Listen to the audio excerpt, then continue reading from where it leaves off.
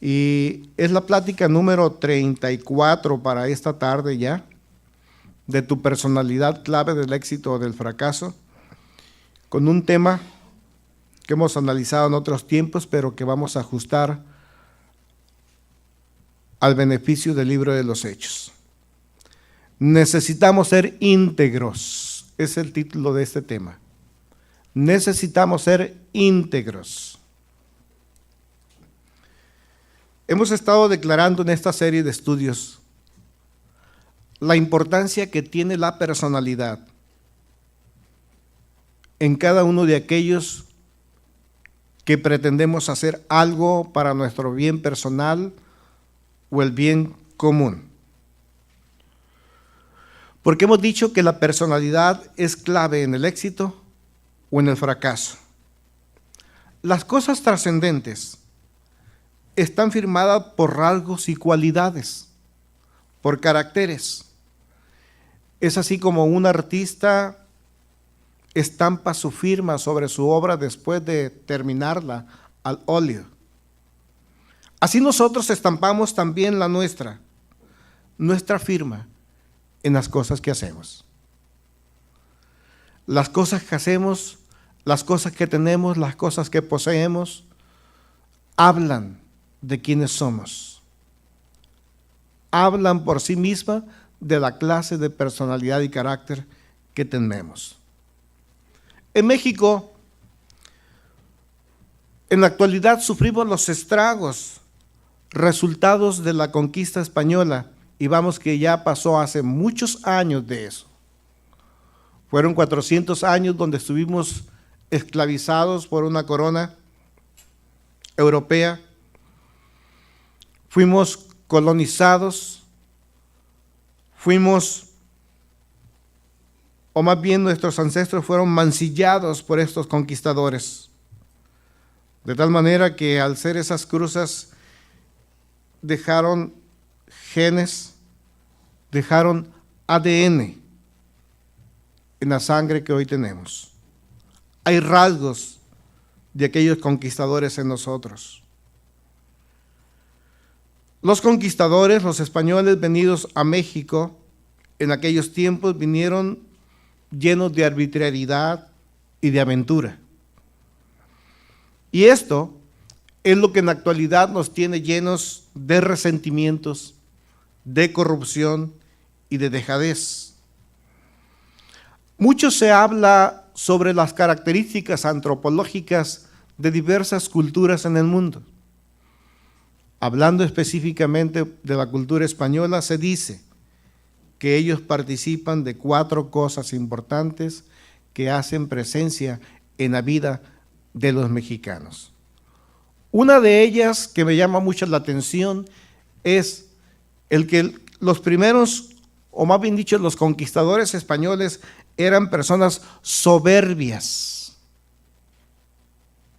Y en la actualidad lo siguen siendo, según estos estudiosos. Aunque en la actualidad únicamente elevan esa soberbia a lo que tiene que ver con el arte culinario, presumen la mejor comida. Hasta nosotros disfrutamos de ella aquí en Mexicali, ¿no? Con la paella. Y con tantos otros platillos que quizás no conocemos. Presumen también de una alta calidad de vida. Es algo que todavía hace presencia en nuestras vidas. Por alguna razón, los mexicanos somos soberbios en algunos aspectos. Hay rasgos de soberbia en nosotros, si no veámoslo.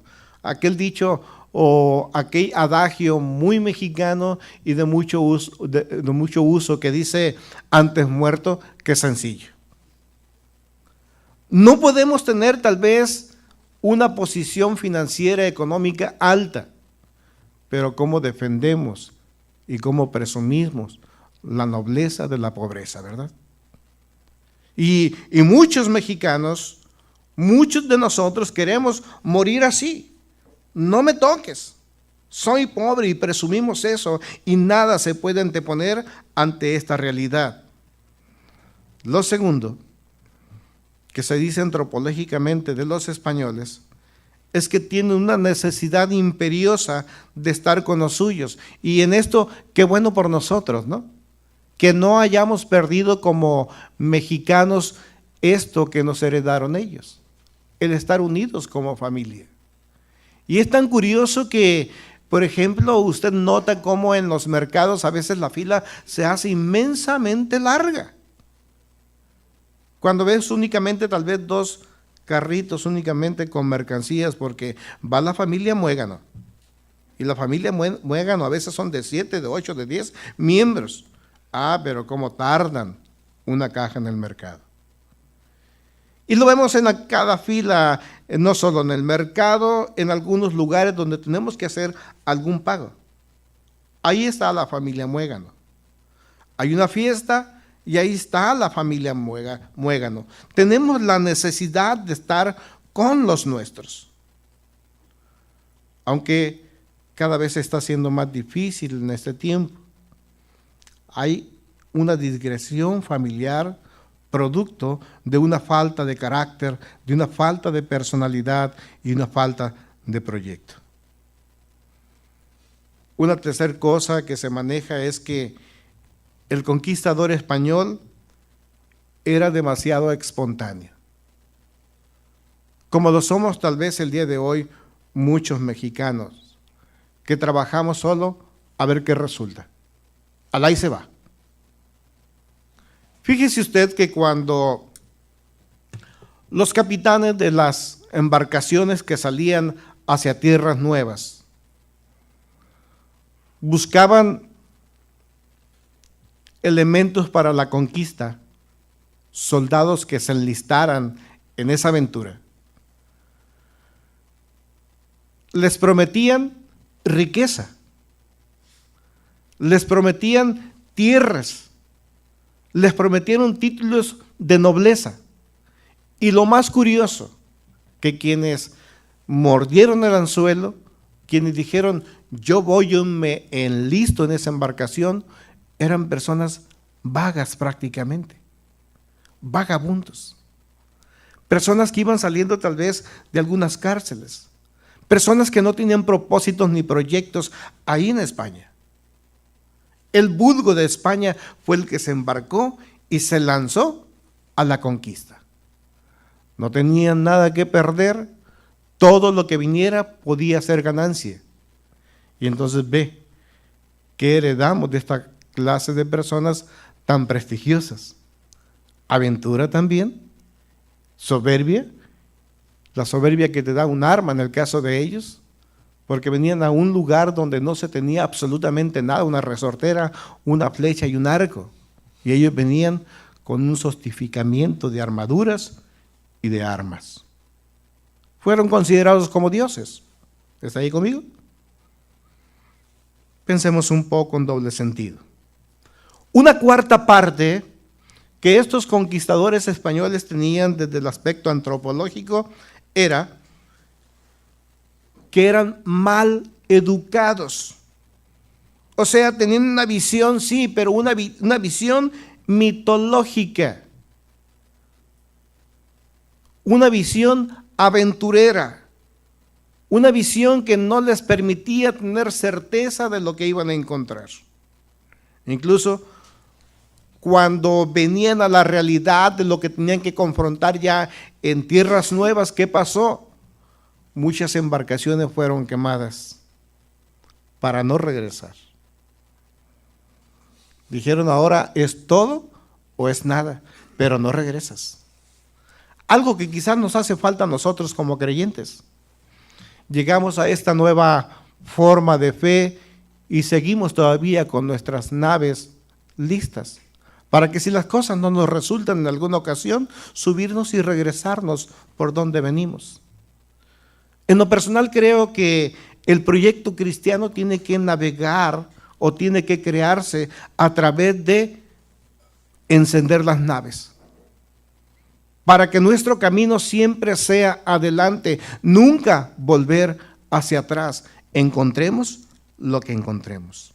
Entonces los españoles desde este aspecto eran personas mal educadas y no nomás en aquel tiempo. Usted encienda su televisor y vaya a algunos canales españoles y se va dando cuenta de su tipo de vocabulario. Muy sueltos. Son personas antiéticas. Son personas amorales. Si no, veamos quién promueve más ahorita en estos tiempos las cuestiones que tienen que ver con el libertinaje. España. Bueno, esto únicamente para que podamos entender que hay algo en nosotros que no necesariamente depende de primera mano de nuestros padres, sino que muchos de los problemas que tenemos el día de hoy tienen generaciones y generaciones que se fueron criados y que es difícil cortar con ellos si no tenemos el suficiente valor para decir, yo he heredado esta clase de conductas del pasado. Entendamos el concepto de ser íntegros. Muchas veces nosotros nos resistimos a los cambios. ¿Sí o no es cierto? Cuando la pregunta al aire se hace de que si necesitamos los cambios en lo que hacemos dentro de nuestra familia, dentro de nuestra área laboral, dentro de la misma iglesia, dentro del cuerpo de cristianos o en el mismo país, visualizamos que necesitamos cambiar y lo gritamos.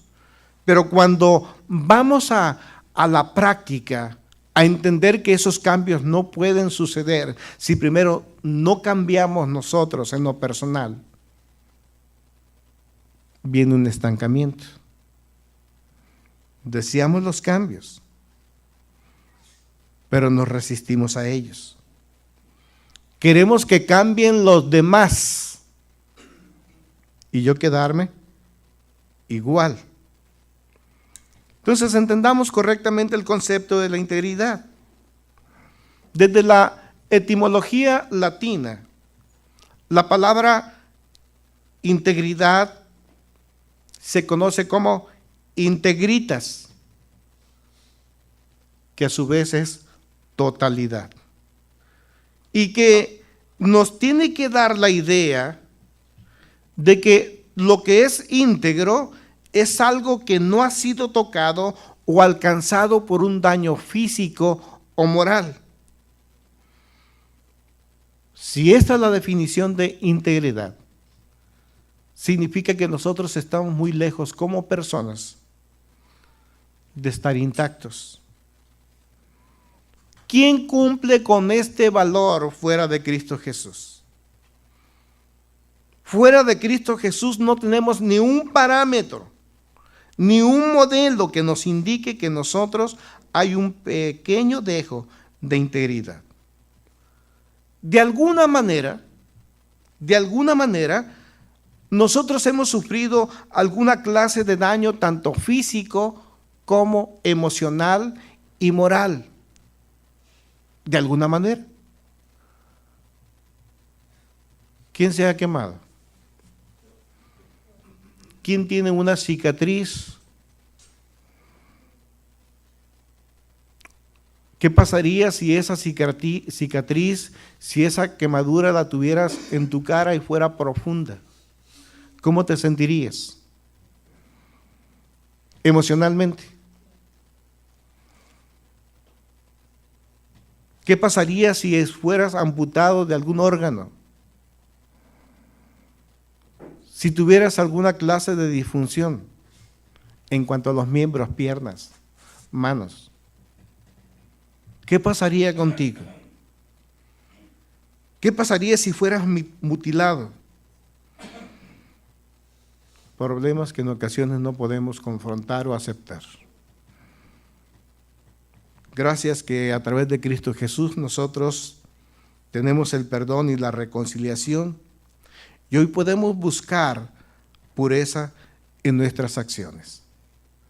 Desde este aspecto, La integridad, aunque puede parecer muy lejos, está cerca, está a nuestro alcance, porque basta únicamente perdón y reconciliación.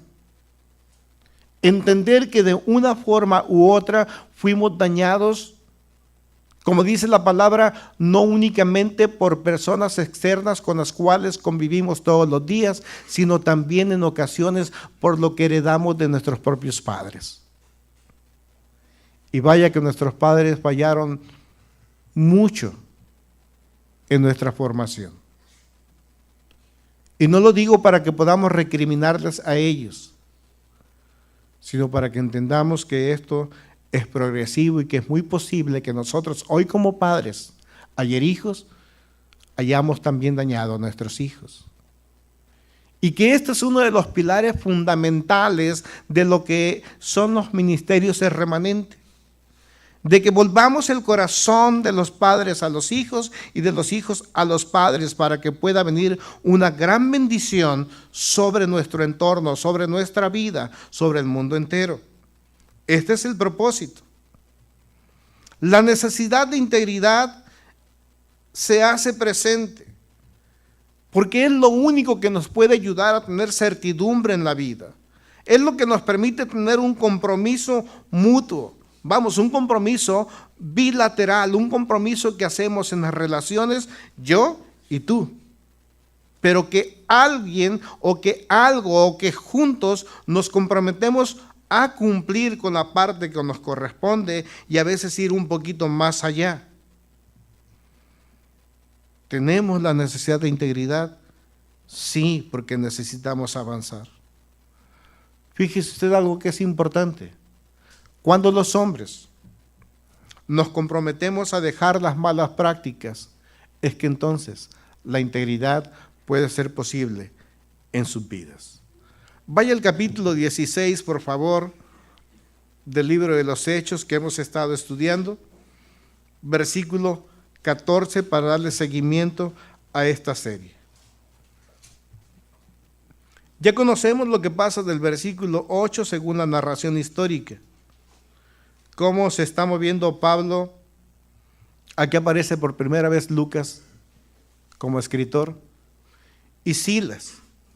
Cómo son llevados hacia Macedonia con una urgencia, por lo que resulta, según el versículo 9, de una visión que tuvo donde un macedonio pedía auxilio.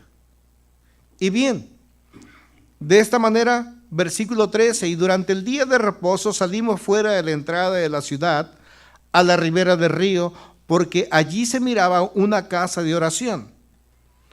Déjame decirte algo que es muy importante, según los estudiosos, y algunas versiones nos hablan de que era imposible que en esta región de Macedonia hubiera sinagogas judías. No era posible porque recuerda que era una parte muy influenciada de los griegos. Había algunas plazas, pero no sinagogas. Entonces, eso es interesante para que podamos entender el contexto. Y es importante que podamos nosotros bajar la integridad a esta clase de narración, porque tiene parte en esto. Vamos a verlo con más cuidado. Entonces, fíjate que es algo que nosotros podemos ver en la ciudad. Hace algunos años se construyó por aquel lado, hacia el sur de la ciudad, un fraccionamiento que se llama Praderas del Sol, ¿o cómo se llama? Donde antes vivías, Gabriel, ¿para qué lado? Lagos del Sol. Y pasando el río, hay una bonita construcción que no se usa para nada y que tenía el propósito de que fuera un lugar donde hubiera esparcimiento para los jóvenes, pero también para la cultura. Nada más tú encuentras unos pilares y unos círculos y una especie de anfiteatro. Poco se usa, me parece que ya quedó abandonado. Y lo que traigo a ejemplo es porque era exactamente lo que pasaba en estos lugares. Había partes que las personas podían usar, pero no había casas de oración como lo había en Israel. Por eso es que algunas versiones dicen, a nosotros nos pareció que ahí había una casa de oración y acudieron a ella. Bien. Llegaron y se sentaron y hablamos con unas mujeres que se habían reunido ahí. O sea, prácticamente el que quería hablar de Dios, del Dios de Israel, se apartaba en los lugares más recónditos donde no pudieran ser molestados por su clase de fe. Y había cierta mujer de la ciudad de Tiatira, cuyo nombre era Lidia, que vendía púrpura y tenía temor de Dios, y nuestro Señor abrió su corazón y escuchaba lo que decía Pablo. Ella entonces se bautizó juntamente con los de su familia y nos suplicaba diciendo, si realmente están seguros de que yo he creído en nuestro Señor, vengan a alojarse en mi casa, y nos insistió mucho hasta el convencimiento. Lidia era una persona con temor a Dios, lo nos narra este versículo. No solo tenía temor a Dios, sino que también le adoraba como tal y como tú y yo lo hacemos los domingos y algunos otros días de la semana. Y es tan importante la adoración y es tan importante la alabanza, porque esto nos hace entender que la adoración es aquello que permite verdaderamente a nuestro ser interno, al corazón, decirle, Padre, Dios, tu existencia es real, no tengo pena con ella, no tengo pena con exclamar de tu grandeza. Ese es el propósito de la oración y la alabanza. Es como cuando el enamorado lleva una serenata a la novia. Bueno, tal vez lo ha visto por películas, porque eso ya no se usa ahora. Y lo mismo pasa en la iglesia. Con cuánta tristeza lo digo. Oye, ¿qué clase de canciones cantan en la iglesia para ver si voy o no voy? Cantan las de algún artista preferido que está de moda, sea Margot Witt,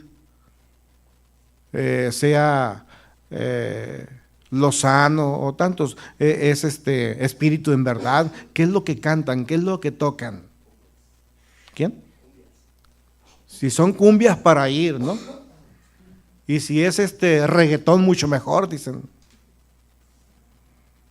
Porque piensan que la música, la adoración y la alabanza es para complacer el alma, los sentimientos de las personas. Y están totalmente equivocados. No es para eso. ¿Es para qué? Para darle serenata a Dios. Y las personas a veces ponemos un alto en la clase de adoración o alabanza o música que se toca en algún lugar. Así como a la novia se le llevaba una canción de enamoramiento, de gratitud, también había serenatas de despecho. ¿Qué novia quería escuchar afuera de su puerta o su balcón? Que la chancla que yo tiro. Pues como que no, ¿verdad? Venía así con las canciones bonitas, salía el papá o la mamá con su balde de agua o de otras cosas raras. Imagínate con esta clase de canciones. Ahora imagínate a Dios. Es como que si le dijera a Moisés una vez más, Moisés, ¿sabes lo que está pasando allá? Hay señores que tienen un reggaetón en tu honor. ¿Será? ¿Sí?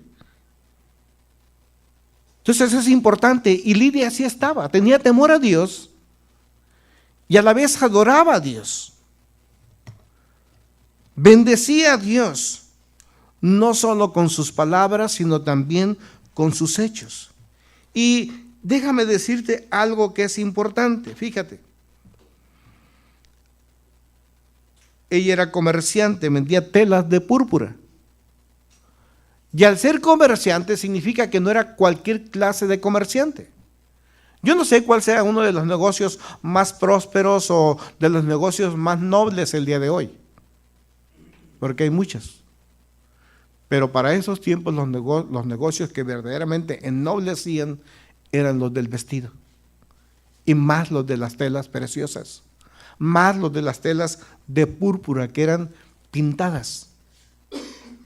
Bueno, pero junto con eso, yo hace unos días escuché por la radio a unas personas, a una mesa de debate, en donde los jóvenes que estaban en esa mesa decían que para ser empresario no solo se requería tener capital para invertir, sino que se necesitaba ser verdaderamente una buena persona. Y en parte lo creo.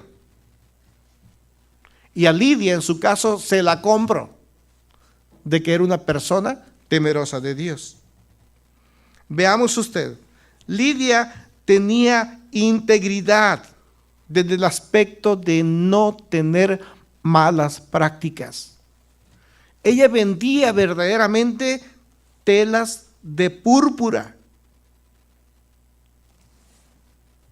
¿Cuánto usted ha ido a una tienda de la localidad, aunque ya no se usa mucho como en el pasado, que se compraban las telas para fabricar los vestidos las mujeres?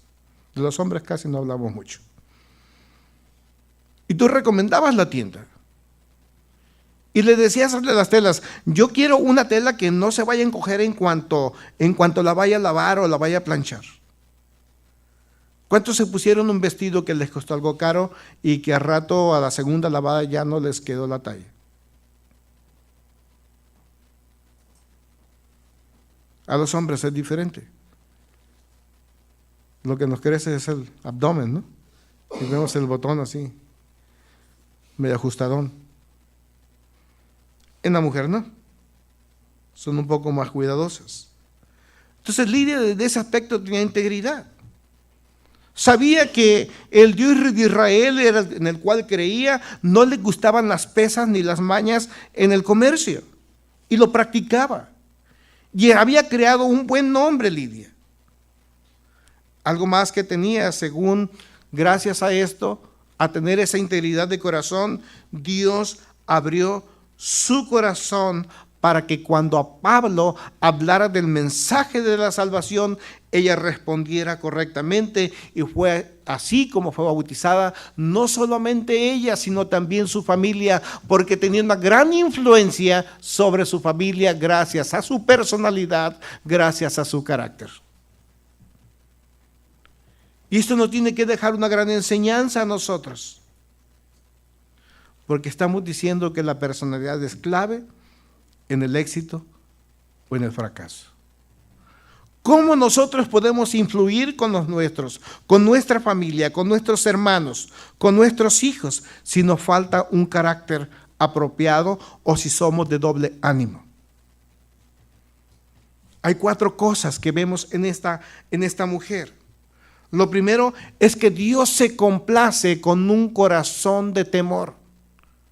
Y Dios estaba complaciente con Lidia al momento y al grado que tuvo que echar recursos de Pablo, de Silas y de Lucas para que le llevaran el evangelio y fuera bendecida por este propósito. Pero no era lo fundamental era un hombre macedonio. Y por el paso, el camino, se encuentra esta mujer que también es bendecida. Hagamos un recuento. En tu familia, en la casa de tus padres, hay hermanos y hermanas que tienen que ser bendecidos, que pueden tener un buen corazón, que quizás en algún aspecto muy bajo, pero lo hay, pueden tener temor a Dios. Y por eso es que tienes que tener personalidad e integridad para que puedas abrir tus labios, ser una influencia sobre ellos y puedan acceder a los propósitos de Dios, que no son otros más que favorecer las vidas personales. Esto no puede ser posible si ven en nosotros doblez en el dicho, en la personalidad o en el carácter. Lo segundo, que una persona que se ha comprometido a dejar las malas prácticas, las prácticas del pasado, son personas que se hacen receptivas a la voz de Dios. Lidia se hizo receptiva. Pudo escuchar a Dios. Le hago una pregunta, ¿usted ha escuchado a Dios a través de la adoración y la alabanza? ¿Ha escuchado esa vocecita que le habla, le dice, le quiere dar dirección, le quiere dar instrucción? No lo dude un momento. Una tercera cosa que vemos es que ella se volvió anfitriona. Era una buena anfitriona. Y es parte de lo que los creyentes tenemos que tener, ser buenos anfitriones, como ministerio. Como he escuchado a personas decir, oiga, nos gusta mucho este lugar, nos gusta cómo se siente uno aquí. Ya no regresan. ¿Por qué razón? Porque son mentiras lo que están diciendo o porque les falta crear el hábito de continuar con lo que se han propuesto. El problema es que a veces no tenemos el hábito. Y cuando no se tiene el hábito para la asistencia, tenemos que estar sobre las personas, recordándoles que tienen que continuar con aquello que empezaron. Por eso es la importancia, el like. De ahí la importancia de invitar a que no vengan, porque cuesta trabajo retomar el camino de Dios. Cuesta trabajo retomar un camino de trabajo, de propósito, de proyecto. Cuesta trabajo disciplinarse. Aunque sepas que en tal lugar se te puede bendecir, cuesta trabajo. Hay resistencias, hay oposiciones, no solo las emocionales, que son las más que lo que el mismo diablo hace. Porque a veces le echamos la culpa al diablo, ¿no?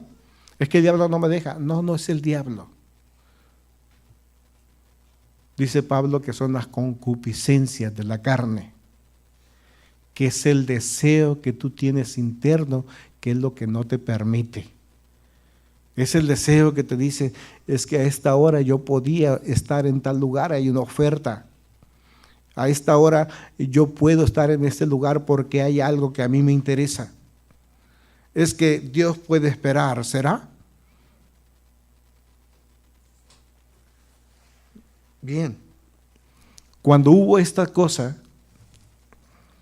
de que Lidia tenía integridad para dejar las malas prácticas, cuando esa integridad le permitió complacencias a Dios al grado de que ella se hizo receptiva de lo de Dios, la transforma en una buena anfitriona, aparte también la hace persuasiva, o sea, influencia.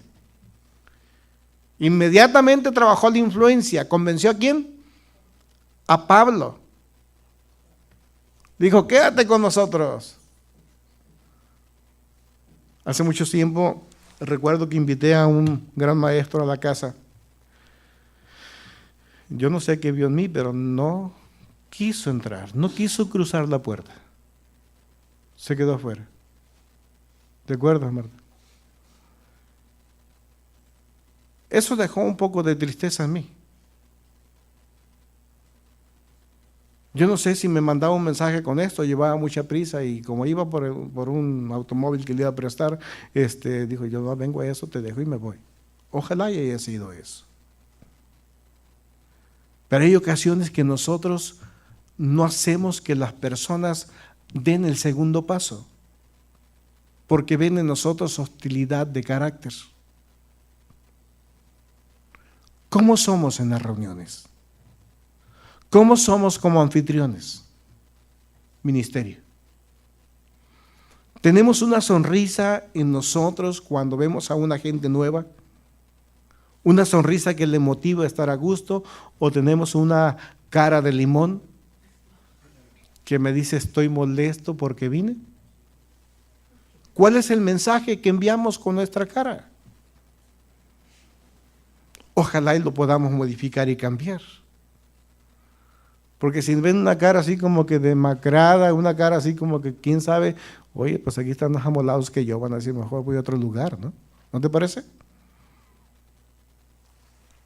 Bien, entonces fíjese usted, tenía un poder de influencia y esto le permitió tener un crecimiento. Convenció con argumentos y razones gracias a que se abrió a la integridad.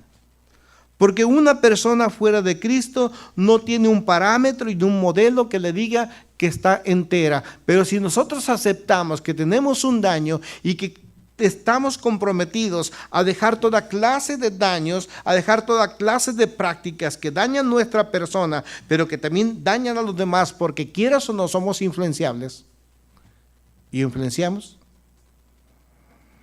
necesitamos claridad. San Pedro en el capítulo 2, en la segunda carta, en el capítulo 1 y versículo 8, dice que es necesario que nosotros cultivemos, bueno, esta es la conclusión, cultivemos valores y virtudes, que practiquemos, que seamos disciplinados, porque una cosa nos va a llevar a la otra. Si yo soy íntegro con lo que pienso, con lo que creo, con lo que trato de hacer, eso me lleva a ser un buen hospedador, pero también me permite el poder de la influencia sobre la vida de otro. Pero si la persona me ve que soy un tranza bien hecho y le digo, ven a los pies de Cristo, ven a la iglesia, ¿tendrá poder mi invitación? Ayer le compartía a un joven y hablando sobre los propósitos de cada año nuevo, lo invitaba con nosotros. Y me dice, varias veces ya me has invitado y a mí ya se me había olvidado. Bueno, entonces si varias veces te he invitado y nos llevamos muy bien, nos comunicamos muy suavemente, ¿qué es lo que pasa? ¿Por qué no vienes? Me dice, la verdad no eres tú. La verdad es que yo antes pertenecía a una iglesia cristiana también y en esa iglesia cristiana vi muchas cosas que dañaron mi corazón. ¿Cuántas personas te encuentras así? Son cientos de personas en la ciudad que han sido dañados por un mal testimonio de algún líder o de un congregante o de una persona ya en una función ministerial. Y se han decepcionado de la iglesia. Y cuando se decepcionan de la iglesia, piensan que la iglesia es Dios y estamos en un equívoco. Ya no quieren nada con Dios, como que si Dios les hubiera dañado a ellos. Y qué grave error. Ahora, no pueden decir lo que muchos de ellos dicen. Bueno, yo me congrego aquí en mi casa el domingo, oro con mi familia, con mis hijos, pongo música y estoy completo. Dios me quiere así, eso es falso. Porque la palabra te enseña que te congregues con otras personas. Yo no digo que no hagas eso, pero lo puedes hacer en el transcurso de los otros días de la semana, pero no el domingo, que es cuando estamos obligados a congregarnos con aquellos que pensamos igual, que tiene el propósito no únicamente de la oración de la bendición, sino también darnos palmaditas y aplaudirnos y darnos ánimo para que podamos seguir adelante. Ese es el propósito de la congregación. ¿Que fallaste? Sí, todos fallamos. Y la iglesia, a la verdad, está integrada de personas que se comprometen a dejar las malas prácticas. No es que ya las hayan dejado. Estamos funcionando, estamos trabajando. Y como estamos fallando, entonces entendemos a aquellos que también fallan. Estamos tratando de ser íntegros. Estamos tratando de integrar a nuestro ser personal nuevos valores, nuevas culturas, nuevas costumbres, nuevos hábitos que redunden en un beneficio personal, al tal que cuando yo influya en la convivencia con otra persona, también sea bendecida y alcanzada. Cuando alguien entonces agregue valores y virtudes a su vida, entonces es cuando empieza a crecer como persona. Porque es tu personalidad clave del éxito o del fracaso. Tu personalidad va a evitar que alguien se acerque a Cristo, o tu misma personalidad va a permitir que otro llegue. ¿Qué prefiero? Yo lo último. Que mi carácter, que mi forma de ser puede influenciar a que alguien sea motivado para que se generen en esa persona los cambios. Decía Benjamin Franklin, o Benjamin, como dicen los que viven en Caléxico: solo el hombre íntegro es capaz de confesar sus faltas y reconoce sus errores. ¿Solo quién? El hombre íntegro. O sea, no solo Dios ve la importancia de la integridad, sino que también las sociedades enteras claman porque las personas sean más justas y más íntegras. Mira tú, en la China histórica, los cantoneses exigieron a los mandarines cambios. Es algo parecido a lo que está pasando en el país. Los mexicanos están exigiendo a la alta burocracia cambios. Los cantoneses eran las personas comunes de China. Y los mandarines eran como la burocracia de México. Y a veces había más mandarines ya que pueblo bajo. Y los mandarines vivían en la opulencia y los de abajo vivían en la pobreza. Y eso es lo que genera el gran pleito entre las chinas hasta el día de hoy. Si no, veamos nosotros también en Mexicali cómo hay una gran lucha, una gran pelea en el comercio. Yo tengo comida cantonesa, dice. ¿Sí? A ver, detálleme, ¿qué es el arroz cantonés? Una mezcla de todo. ¿Se ha fijado en eso? Como una paella. Y otro presume: yo tengo comida mandarina, estilo mandarín. Platillo más elevado, la comida china. Pato a la François. No, eso no es de francés, ¿no? Es pato a la naranja. ¿Sí? Y al pichón le dicen codorniz. ¿No? ¿Se va fijando?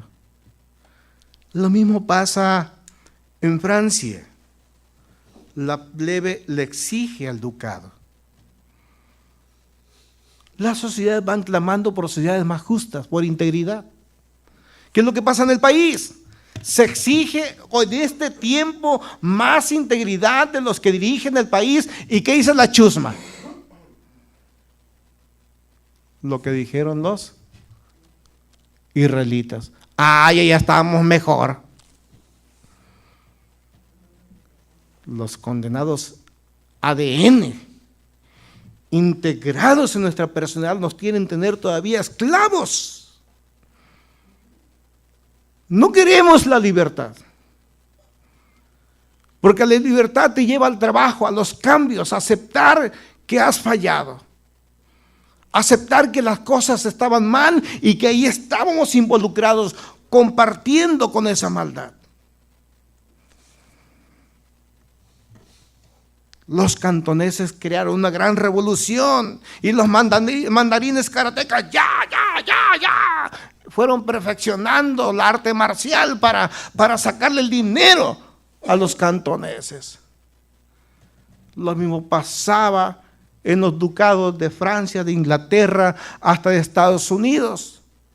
Más ricos sometiendo a los más pobres, buscando la manera de cómo intelectualmente fregar a través de los impuestos.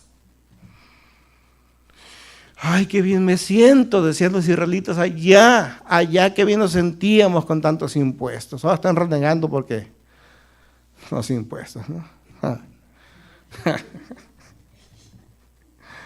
Gasolina.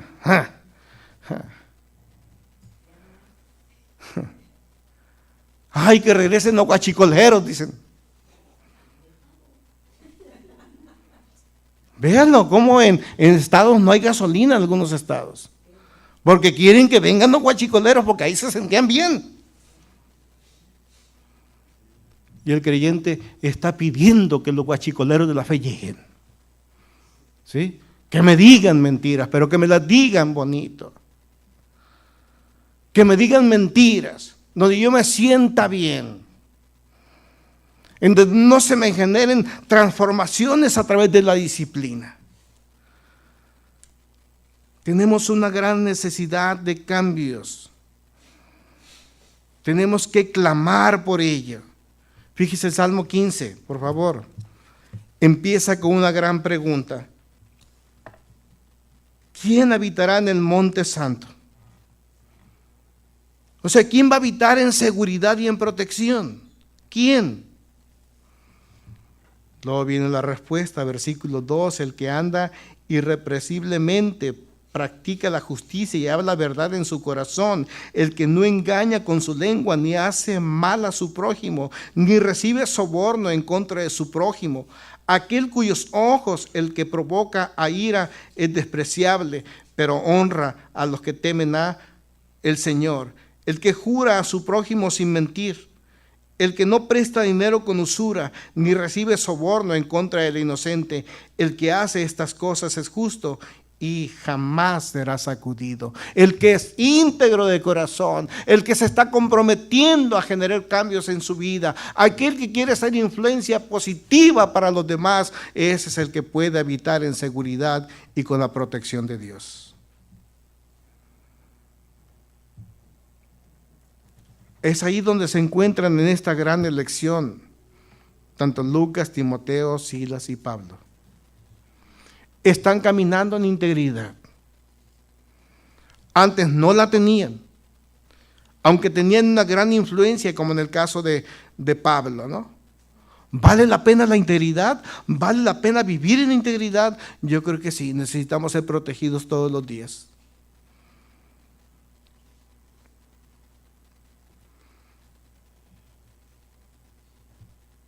Había cierta mujer, dice el versículo 14, su nombre era Lidia.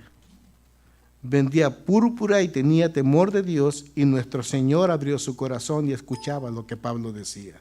Versículo 16, sucedió que yendo nosotros a la casa de oración, salió a nuestro encuentro una muchacha que tenía un espíritu de adivinación, hubieran dicho los cristianos modernos, de profeta. Y producía muchas ganancias a sus amos con las adivinaciones que hacía. Y siguiendo ella a Pablo y a nosotros, gritaba diciendo: estos hombres son siervos del Dios Altísimo, que les anuncian el camino de la salvación. Qué gran verdad había en una mujer con un espíritu no íntegro. Y aquí la gran pregunta es, oye, ¿verdaderamente le interesaba a aquella mujer esclava ser libre? Sí le interesaba ser libre. Pero yo estoy seguro que quien hablaba en este momento no era ella, sino los demonios que la poseían. ¿Y por qué? Porque al demonio le importa mucho que sea conocido el nombre de Jesús y que el hombre tenga libertad. ¿Cuál era la razón por la cual esta mujer exclamaba? Al grado de que Pablo se molesta de que todos los días la siguiera. El propósito es muy sencillo. El propósito de este espíritu es de que Pablo y Silas y Lucas y Timoteo fueran golpeados, fueran azotados, fueran llevados a la muerte por estar predicando en un lugar donde no se permitía hablar algo en contra o que compitiera contra la ideología religiosa romana, y Macedonia era parte, aunque de Grecia, era parte de ese dominio del Imperio Romano. Está llamando la atención. Oye, estos hablan del Jesús de allá de Jerusalén, y acuérdense que no se permite. No se permite. ¿Qué pasa después? Lo llevan ante las autoridades del lugar, los golpean, los azotan, los ensangrentan, los sangran, mejor dicho, ¿no? ¿Cuántos de ustedes han sido golpeados? A ver. ¿Qué se siente? Pues se va a sentir feo, ¿no? Jugando algún deporte o por accidente, ¿se siente suave? Que en el codazo en el básquetbol, ¿no? Oh, qué feo. Que le dieron el codazo en el voleibol, pues más feo, porque ahí no hay contacto con el enemigo, ¿no? Pero qué feo se debe sentir, más feo. En el fútbol, ¡ay! Las palabrotas, ¿no? En la escuela, cuando te ponían, nunca te pusiste los guantes en la escuela. Vi una pregunta muy importante. Después del segundo golpe, o del primer golpe, ¿cuánto duele el segundo? ¿Mande? A ver, Marta. No porque yo la golpeé, no, porque a ella le gustaban mucho los catorrazos. Es al revés.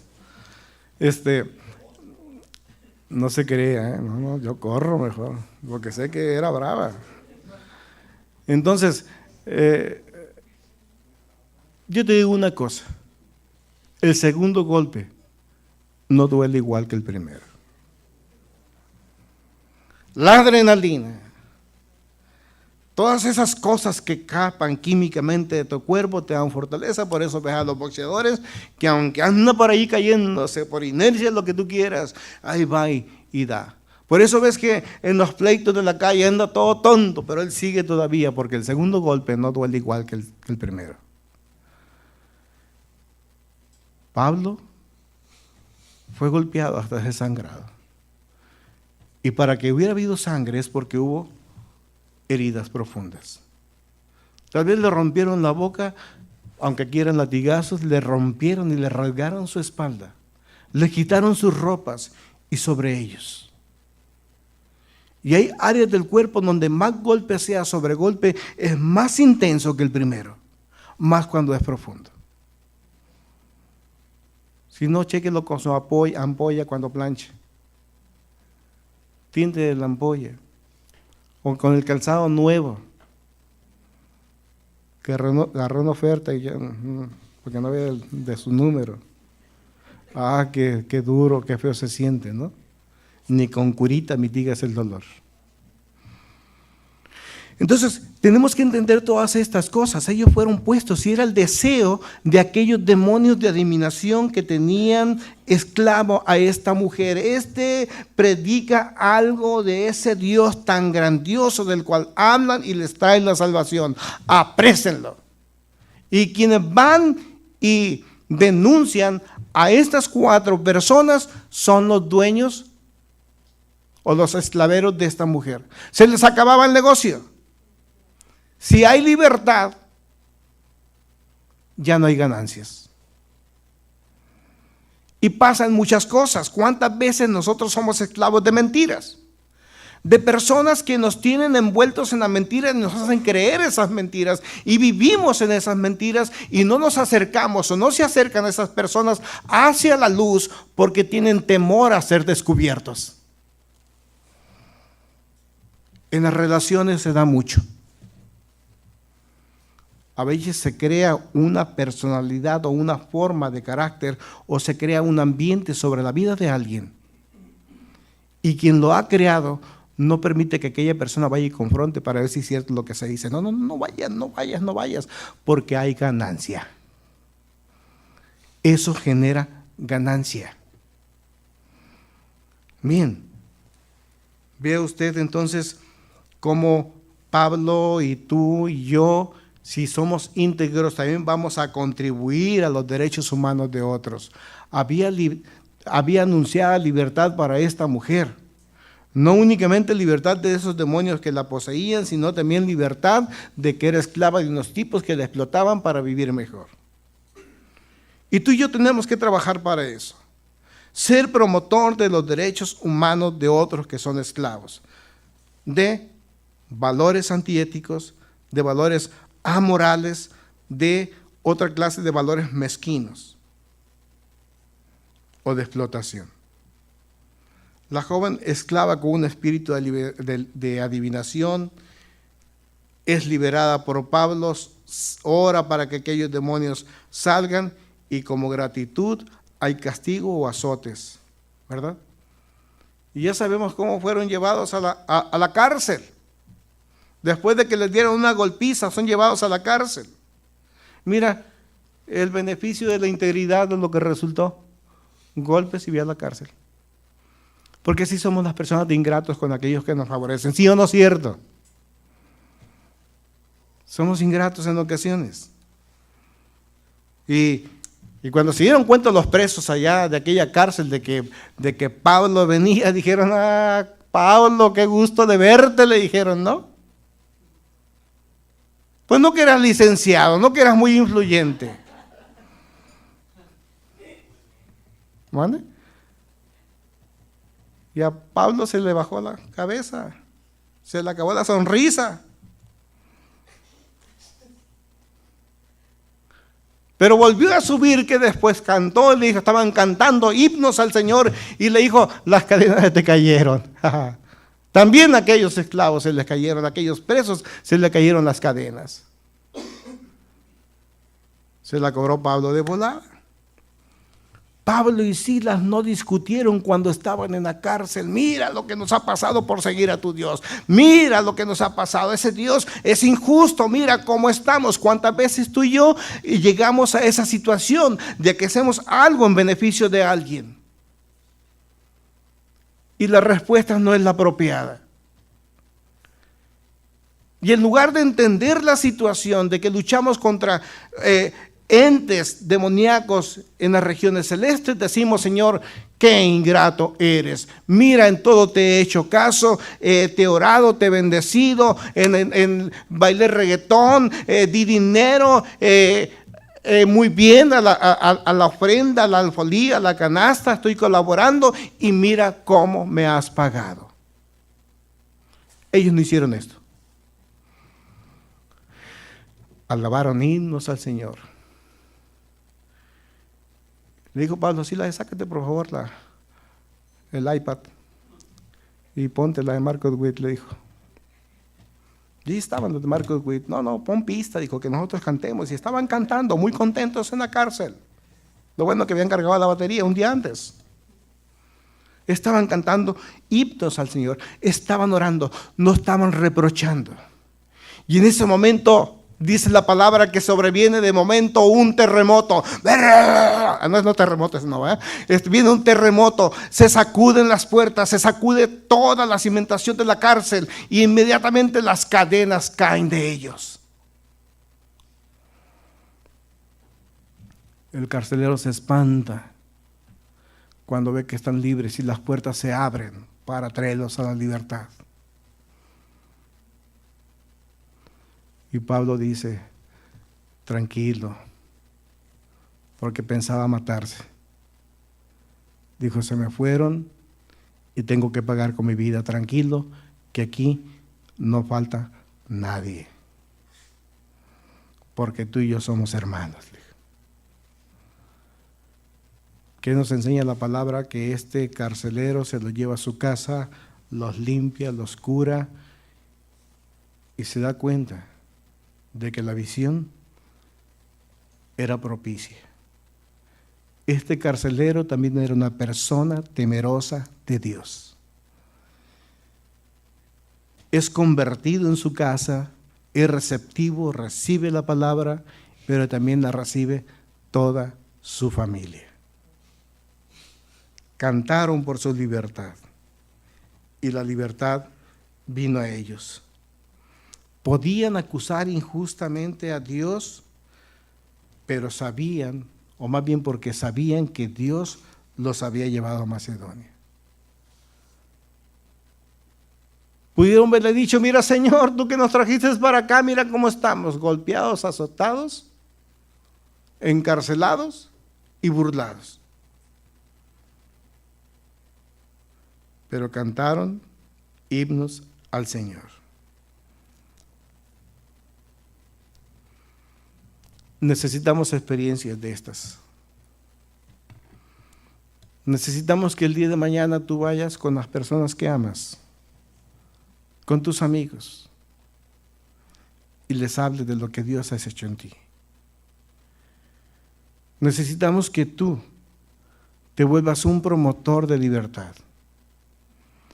Necesitamos que te comprometas a dejar las malas prácticas, a ser íntegro, que integres virtudes, que trabajes, que te disciplines, porque hay personas muy próximas a ti que tienes que salvar, que tienes que traer libertad de lo que están viviendo.